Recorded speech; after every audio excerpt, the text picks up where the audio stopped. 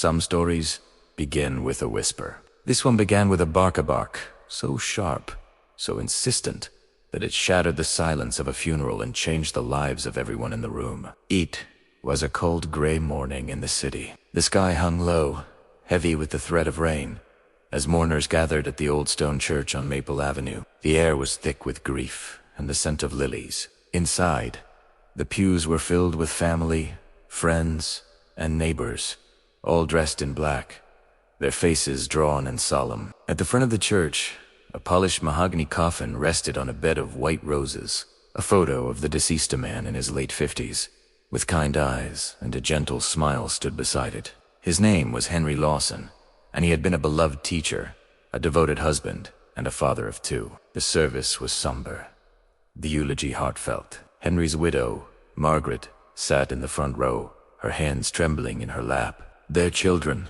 Emily and Ben, clung to each other, tears streaming down their faces. The pastor spoke of Henry's kindness, his love of books, his passion for helping others. But in the back of the church, something was wrong. Officer Mark Evans stood near the door, his police uniform crisp, his face unreadable. Beside him sat Rex, T Department S. Most decorated canine German Shepherd, with a reputation for bravery and an uncanny nose for trouble. Rex was there as a favor to the family. Henry had been a supporter of the K9 unit, and the department wanted to honor his memory. But Rex was restless. He paced at Mark's side, ears pricked, eyes fixed on the coffin. At first, Mark thought the dog was just reacting to the crowd, the tension in the air. But as the service went on, Rex's agitation grew. He winked, then let out a low, warning growl. Mark knelt beside him, whispering, "Easy, boy. It's just a funeral. Nothing's wrong." But Rex wouldn't settle. He pulled at his leash, straining toward the front of the church. Mark tightened his grip, glancing around nervously. The last thing he wanted was to cause a scene. But then, as the pastor invited the family to say their final goodbyes, Rex broke free. He bolted down the aisle, barking furiously, his eyes locked on the coffin. The mourners gasped, some rising to their feet, others shrinking back in fear. Margaret cried out, clutching her chest. The pastor froze, his words dying on his lips. Mark rushed after Rex, his heart pounding. "Rex, stop." But the dog wouldn't stop. He circled the coffin, barking and growling, his body tense, his nose pressed to the wood. He scratched at the side, whining, then barked again louder, more desperate. The room erupted in chaos. Some mourners shouted for someone to get the dog out. Others watched in stunned silence, unsure what to do. Mark reached Rex, grabbing his collar, trying to pull him away. But Rex dug in, refusing to move, his eyes pleading with Mark to understand. The funeral director hurried over, his face red with anger. "Get that animal out of here. This is a funeral, not a circus." But Mark hesitated. He'd worked with Rex for years, trusted the dog with his life. Rex had never acted like this before, not at a crime scene, not during a search, not ever. Something was wrong. Mark could feel it in his bones. He looked at Margaret, at Emily and Ben, at the faces of the mourners, confused, frightened, angry. And as Rex barked again, Mark made a decision that would change everything. He turned to the funeral director, his voice steady. "We need to open the coffin. Now." The room fell silent, all eyes on Mark and his dog. And as the first drops of rain tapped against the stained glass windows, no one, not the family, not the mourners, not even Mark himself, could have imagined what they were about to discover. The church was frozen in shock. The only sound was Rex's frantic barking and the soft patter of rain against the windows. Mark's heart hammered in his chest as he faced the funeral director, who was now shaking with anger and disbelief. "This is highly inappropriate," the director hissed. "You can't just vote." Mark stood his ground, his voice calm but urgent. "Rex has never acted like this. He's trained to detect danger, drugs, explosives, even people in distress. If he's reacting, there's a reason." Margaret, her face pale and eyes wide, clutched Emily's hand. "Please, if there's something wrong, I want to know."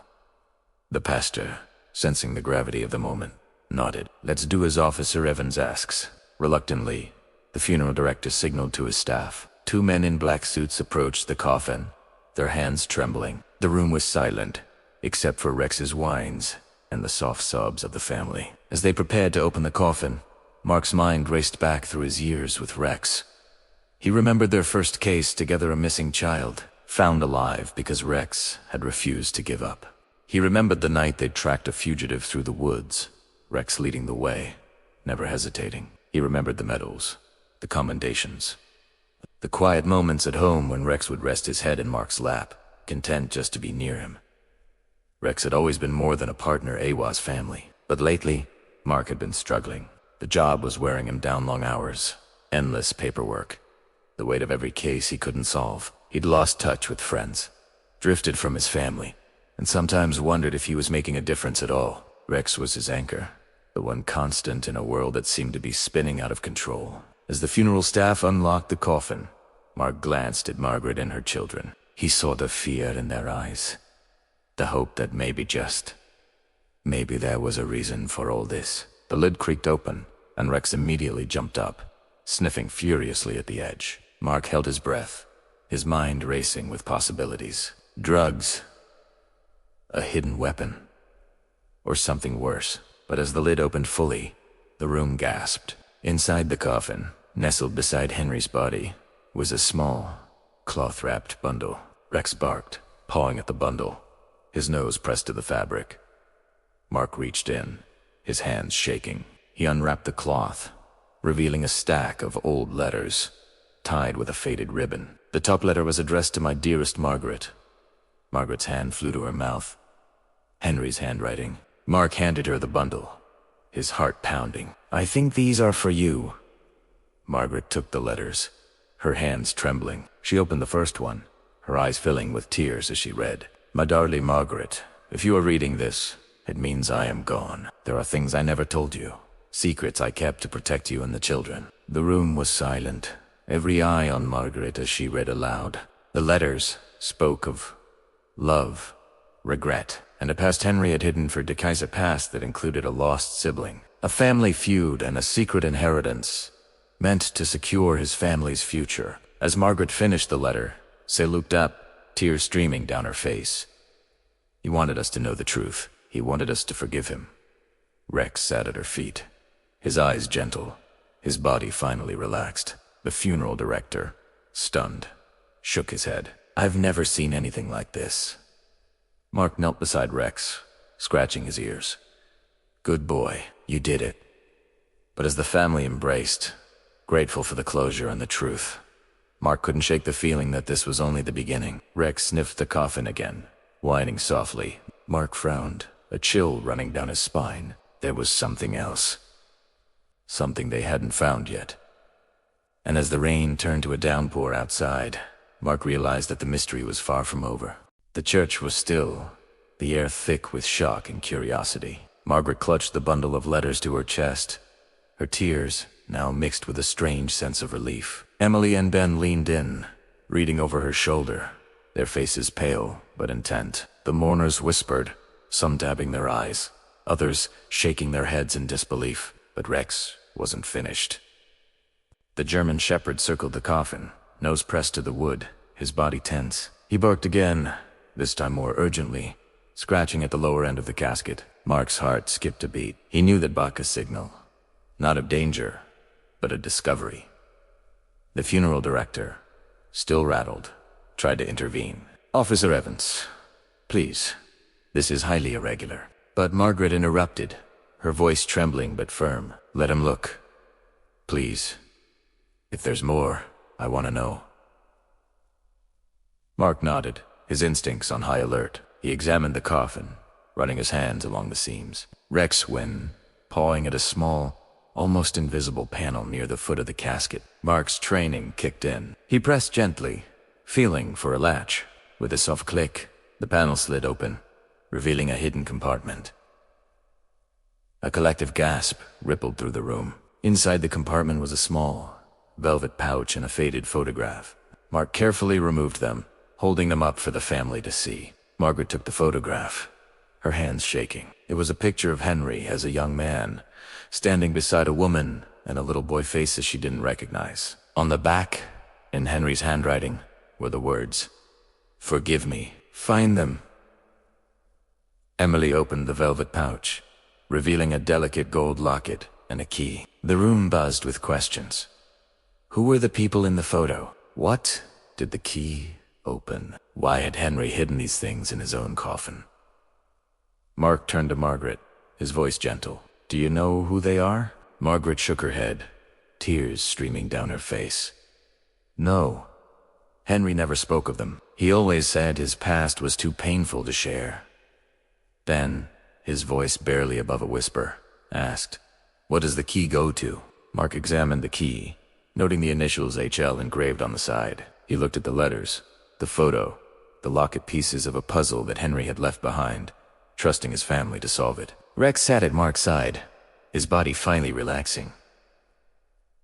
The dog's job was done for it now. The funeral director, his anger forgotten, stared at the hidden compartment in awe. "In all my years, I've never seen anything like this." The pastor stepped forward, his voice soft. "Perhaps Henry wanted you to find these things, to bring peace to his soul and to yours." Margaret nodded, clutching the locket. "We have to find out what this means. We have to finish what he started." Mark promised to help. He would take the key to the police station, run it through their records, and see if it matched any local safety deposit boxes or storage units. He would help the family track down the people in the photograph, no matter how long it took. As the mourners filed out of the church, the mood had shifted. Grief was still present, but now it was mixed with hope, curiosity, and a sense of purpose. Margaret hugged Mark, her gratitude overflowing. "Tank, you. If it weren't for Rex, we never would have known." Mark knelt beside Rex, scratching his ears. "You're a good boy. You always know." But as the family gathered their things and prepared to leave, Mark noticed Rex sniffing the air. His ears pricked. The dog's instincts were rarely wrong. There was more to this story, more secrets, more mysteries, more truths waiting to be uncovered. And as the rain finally stopped and a shaft of sunlight broke through the clouds, Mark knew that the journey was just beginning. The churchyard was quiet as the family and a few close friends gathered under umbrellas, the rain now a gentle drizzle. Mark stood with Margaret, Emily, and Ben, the photograph and key wrapped carefully in a handkerchief. Rex sat at Mark's side, his eyes alert, his body still tense, as if he sensed the story was far from over. Margaret turned the locket over in her hands, her fingers tracing the delicate engraving. Inside was a tiny portrait of a woman beautiful, with sad eyes and a lock of hair. Emily gasped. "She looks like you, Mom." Margaret nodded, her voice trembling. "I never saw this before. Henry never wore jewelry, never spoke of another woman." Ben studied the photograph, his brow furrowed. "Do you think this is Dad's real family?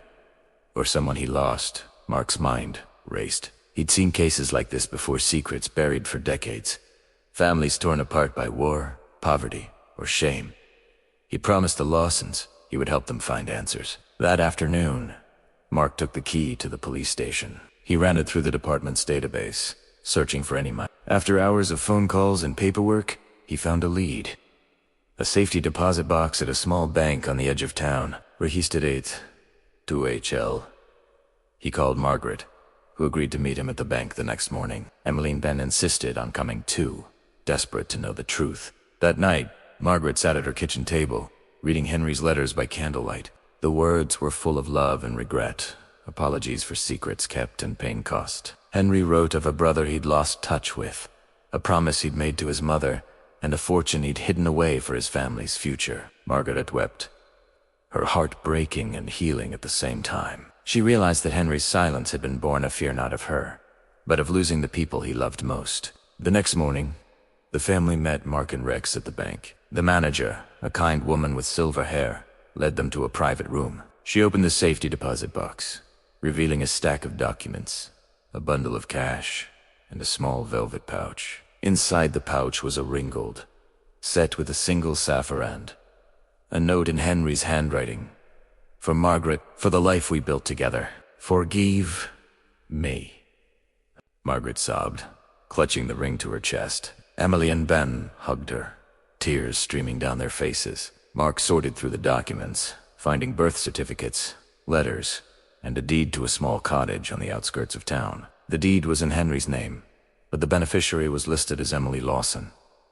Emily stared at the paper, airlies wide. "He left me a house." Mark nodded, his voice gentle. "It looks like he wanted to make sure you were taken care of." As they left the bank, Margaret turned to Mark, gratitude shining in her eyes. "Thank you. If it weren't for you and Rex, we never would have known." But Mark shook his head. It was Rex. He knew there was more to the story. Rex wagged his tail, his eyes bright. But as the family began to piece together Henry's past, new questions emerged. Who was the woman in the locket? What happened to Henry's brother? And why had Henry gone to such lengths to hide the truth? That night, as Margaret read through the letters again, she found a clue, a name, scrawled in the margin of one page. Samuel. "Find him," she called Mark, her voice urgent. "There's someone else, someone named Samuel. Henry wanted us to find him." Mark promised to help. He would search the records, talk to old friends, do whatever it took to bring the family together. But as he hung up the phone, Rex began to bark, his body tense, his eyes fixed on the window. Mark's instincts flared. The mystery was deepening, and danger might not be far behind. And as the wind picked up outside, rattling the windows, Mark knew that the past was not done with them yet. The next morning dawned, cold and bright. The storm finally passed, but leaving a chill in the air. Mark sat at his kitchen table, a mug of coffee growing cold in his hands, the name Samuel echoing in his mind. Rex lay at his feet, ears pricked, as if he too sensed that something important was about to happen. Mark began his search with the town's public records, combing through old census data, property deeds, and newspaper archives. He found a few references to a Samuel Lawson, Henry's younger brother, who had disappeared from public records decades ago. There were rumors of a falling out, a family feud, and a move to another state, but nothing concrete. He called Margaret, updating her on what he'd found. "There's a chance Samuel is still alive. If he is, he might have answers to the questions Henry left behind." Margaret's voice was hopeful but wary. "Do you think he'll want to see us?" Mark hesitated. "I don't know, but I think we have to try." With Rex by his side, Mark drove to the address he'd found in the records, a small house on the edge of a neighboring town. The yard was overgrown, the paint peeling, but there was a light in the window. Mark knocked, his heart pounding. After a long pause, the door opened, revealing an elderly man with Henry's eyes and a wary expression. "Samuel Lawson?" Mark asked gently. Samuel nodded, his gaze flicking to Rex, then back to Mark. "Who's asking?" Mark introduced himself, explaining the events of the past few days, the funeral, the letters, the discovery in the coffin. He handed Samuel the photograph, the locket, and the note from Henry. Samuel's hands shook as he took the items, his eyes filling with tears. "I never thought I'd see these again. I never thought I'd hear from Henry." Mark explained that Henry's family wanted to meet him, to understand the past, to heal old wounds. Samuel hesitated, then nodded. "I want that too. I've missed my brother every day." They arranged to meet at Margaret's house that afternoon. When Samuel arrived, the reunion was bittersweet tears, apologies, and long hugs as decades of pain and misunderstanding melted away. Emily and Ben listened as Samuel told stories of his childhood with Henry, their adventures, their dreams, the fight that had driven them apart. He explained that the woman in the locket was their mother, who had died young, leaving the brothers to fend for themselves. Margaret wept as Samuel described the promise he and Henry had made to always look out for each other. "No matter what, but we let pride get in the way," Samuel said, his voice breaking. "We let too much time pass." The family spent hours talking, sharing memories, and piecing together the puzzle of Henry's life. The letters, the locket, the key, and the house were all part of Henry's attempt to make amends, to bring his family back together. As the sun set, Margaret turned to Mark, gratitude shining in her eyes. "You gave us back our family. I don't know how to thank you." Mark smiled, his hand resting on Rex's head. It was Rex. He knew there was more to the story. But as the family celebrated their reunion, Mark's phone buzzed a call from the police station. There had been a break-in at the funeral home. Someone had tried to steal the contents of Henry's coffin, but had been scared off by the night watchman. Mark's instincts flared. The mystery was deeper than he'd thought. Someone else was after what Henry had left behind. He promised Margaret and Samuel that he would get to the bottom of it. That night, as Mark and Rex patrolled the funeral home, searching for clues, Rex began to bark, his body tense, his nose pressed to the ground. Mark followed, his heart pounding. In the shadows, he found a set of muddy footprints, a torn piece of fabric, and a strange symbol carved into the wall. The case had taken a new turn, one that would test Mark and Rex's courage and the strength of the family they had helped reunite. And as the moon rose over the city, Mark knew that the real battle was just beginning. The break-in at the funeral home sent a ripple of fear through the Lawson family and the community. Mark spent the next day at the police station, reviewing security footage and interviewing the night watchman. The footage was grainy, but it showed a shadowy figure slipping into the building, moving straight for the room where Henry's coffin had been kept. The torn piece of fabric and the strange symbol carved into the wall were the only physical clues. Mark recognized the symbol, a crude drawing of an hourglass, a mark he'd seen before in old case files. It was the calling card of a local group known for targeting families with rumored hidden inheritances or secrets. Rex, sensing Mark's tension, was restless. He paced the station, sniffing every corner, his instincts on high alert. Mark trusted Rex's nose more than any piece of technology. He let the dog lead him through the funeral home again, hoping for a new clue. Rex stopped at the back door, sniffing the air, then barked and scratched at the ground. Mark knelt, finding a small, muddy footprinter, small for an adult, likely a teenager or a woman. He bagged the evidence, his mind racing. Meanwhile, the Lawsons were on edge. Margaret double-checked the locks. Emily jumped at every sound, and Ben kept his phone close, ready to call Mark. At the first sign of trouble, Samuel, still reeling from the reunion, felt a new sense of responsibility to protect the family he'd just regained. The police increased patrols around the neighborhood, but Mark knew the threat wasn't over. The group behind the break-in was persistent, and they believed there was something valuable still hidden among Henry's secrets. That night, as Mark sat at his kitchen table, poring over the letters and documents from the safety deposit box, he found a clue. He demissed before a reference to a final gift hidden in the old cottage Henry had left to Emily.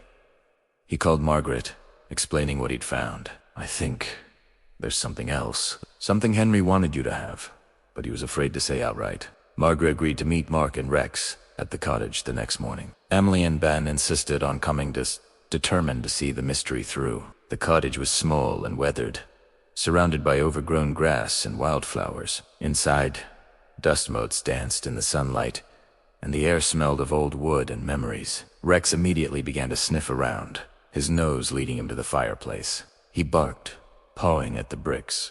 Mark examined the area, finding a loose stone. Behind it was a small metal box, locked but not difficult to open. Inside the box was a stack of old coins, a deed to a piece of land in the next county, and a letter from Henry. "My dearest family," the letter read, "if you are reading this, it means you have found the truth. I am sorry for the pain my secrets have caused. This land is yours. Now use it to build a future, to heal, to forgive." Tears flowed freely as Margaret read the letter aloud. Emily hugged her mother. Ben squeezed Samuel's hand, and for a moment, the weight of the past lifted. But as they left the cottage, Mark noted a car parked down the road, its engine running. The driver watched them, then sped away as Mark approached. The threat was still out there. That night, Mark couldn't sleep. He worried for the Lawsons, for Rex, for the peace they'd all fought so hard to find. He knew the group wouldn't give up easily, and as a storm rolled in, thunder rumbling in the distance, Mark realized that the darkest part of the mystery was yet to come. But he also knew that, with Rex by his side and the Lawsons united, they had a fighting chance. The storm outside mirrored the tension inside Mark's mind. He spent the night reviewing every clue, every letter, every memory Henry had left behind. Rex lay at his feet, ears twitching at every rumble of thunder, his body tense but ready. The next morning, Mark met the Lawsons at the police station. He shared his suspicions about the group targeting them, showing them the hourglass symbol and explaining its meaning. Margaret's face paled, but she nodded resolutely. "We're not running. We're not hiding. Henry wanted us to face this together." Emily and Ben agreed, their fear replaced by determination. Samuel Satu stood tall, his hand resting on Ben's shoulder. "We lost too much time already. We're not losing each other again." Mark and Rex led the family back to the cottage, this time with 2 police officers for backup. The plan was simple: search the property for any more hidden clues, secure the land, and set a trap for anyone who might try to break in. Rex was in his element, nose to the ground, tail high. He led Mark to the old barn behind the cottage, barking at a pile of hay in the corner. Mark and the officers moved the hay aside, revealing a trapdoor. With a deep breath, Mark opened the door, shining his flashlight into the darkness below. A narrow staircase led to a small cellar, lined with shelves of canned goods and old tools. In the far corner, a metal safe was bolted to the floor. Emily gasped. "That must be it. Dad's final secret." Mark examined the safe, noting the combination lock. He remembered a sequence of numbers from one of Henry's letters: Emily's birthday, Ben's graduation year, Margaret and Henry's anniversary. He tried the combination, and with a satisfying click, the safe opened. Inside was a stack of legal documents, a journal, and a velvet pouch. The journal was Henry's, filled with entries about his life, his regrets, and his hopes for his family. The documents included stocks, bonds, and a trust fund set up for Emily and Ben. But the velvet pouch held the greatest surprise: a set of antique jewelry, passed down through Henry's family for generations. Margaret wept as she held the pieces, recognizing them from stories Henry had told her when they were first married. As the family celebrated their discovery, Rex barked, his body tense.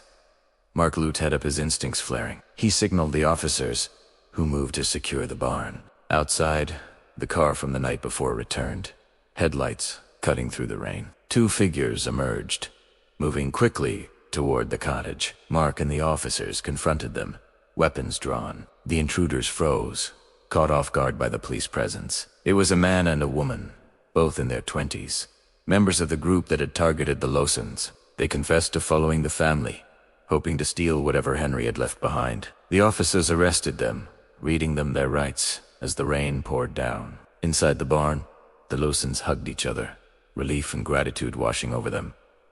Mark knelt beside Rex, scratching his ears. "You did it, boy. You kept them safe."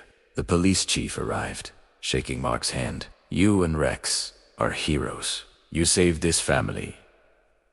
Mark smiled, humility in his eyes. "We just did our job." As the storm cleared and the sun broke through the clouds, the Lawsons knew they were finally safe. The secrets of the past had been uncovered, the threats faced and overcome. But as they left the cottage, Mark knew the journey wasn't over. There would be more challenges, more mysteries, more lives to touch. And with Rex by his side, he was ready for whatever came next. The days that followed were filled with relief, gratitude, and a sense of wonder that the Lawsons hadn't felt in years. The family gathered at the cottage, sorting through Henry's journal and the treasures he'd left behind. Margaret read aloud passages from the journal, her voice trembling with emotion as she shared Henry's hopes, regrets, and dreams for his family. Emily and Ben found comfort in their father's words, realizing that even in his silence, Henry had loved them deeply. Samuel, too, found healing, his anger and grief replaced by forgiveness and a renewed sense of belonging. The community rallied around the Lawsons. Neighbors brought food and flowers. The local church organized a fundraiser to help restore the cottage, and the police department honored Mark and Rex for their bravery and dedication. But the greatest celebration was reserved for Rex. The city held a special ceremony in the park, where the mayor presented Rex with a medal for heroism. Children lined up to pet him.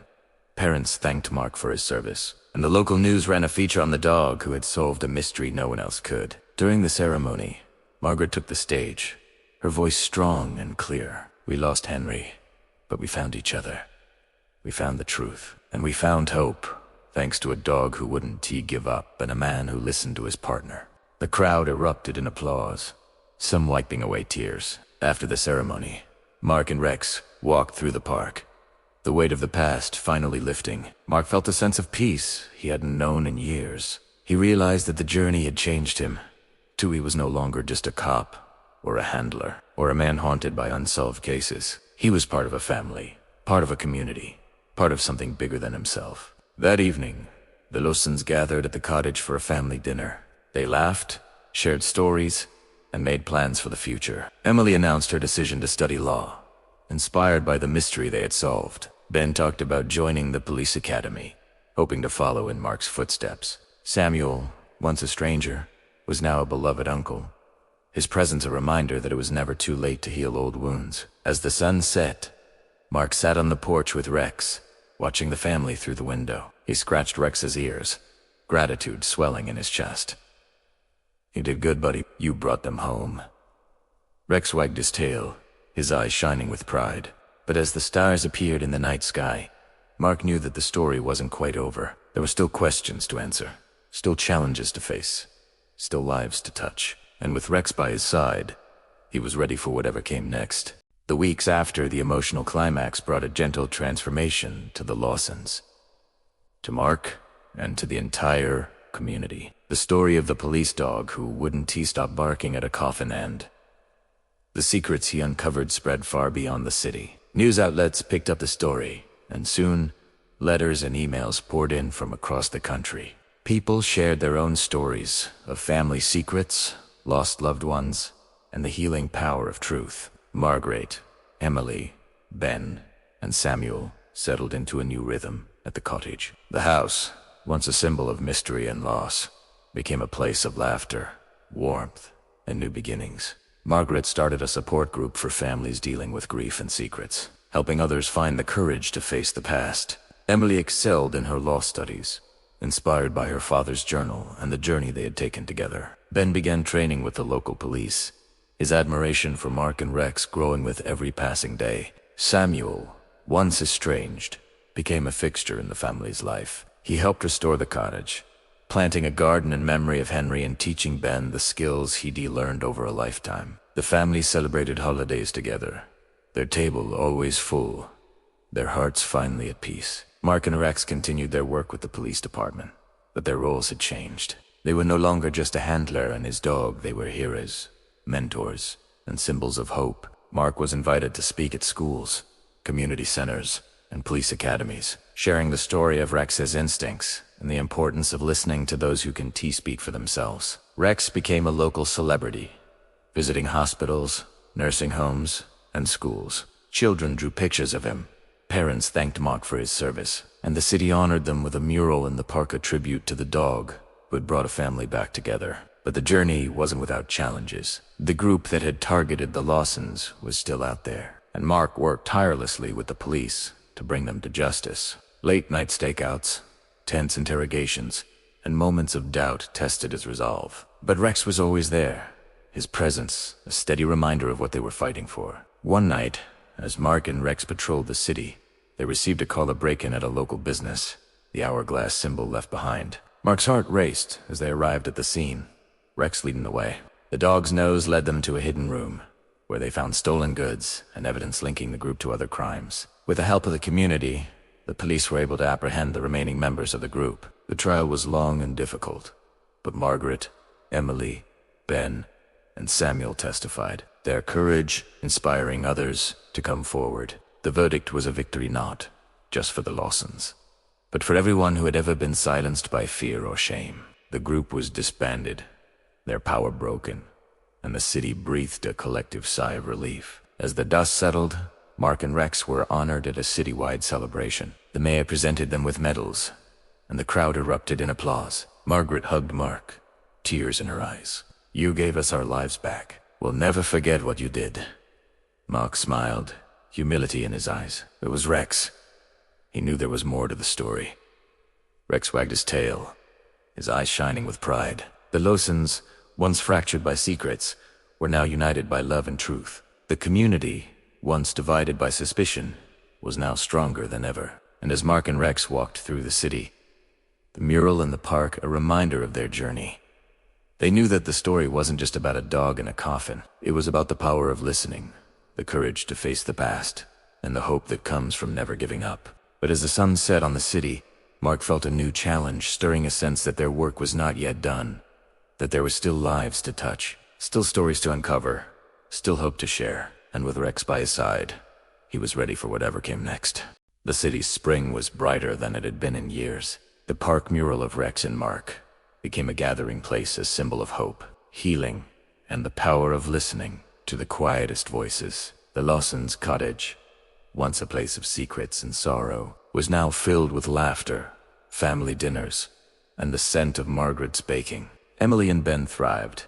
Samuel found peace, and Margaret's support group grew, helping others find the courage to face their own truths. Mark and Rex continued their work, but now with a new sense of purpose. They trained new canine teams, visited schools to teach children about trust and courage, and worked with the police to make the city safer for everyone. Mark talks about the importance of listening to people, to animals, to your own heart became legendary, inspiring a new generation of officers and citizens alike. Rex, now a local hero, was never far from Mark's side. The dog's instincts, loyalty, and love had changed not just one family, but an entire community. Children would run up to pet him.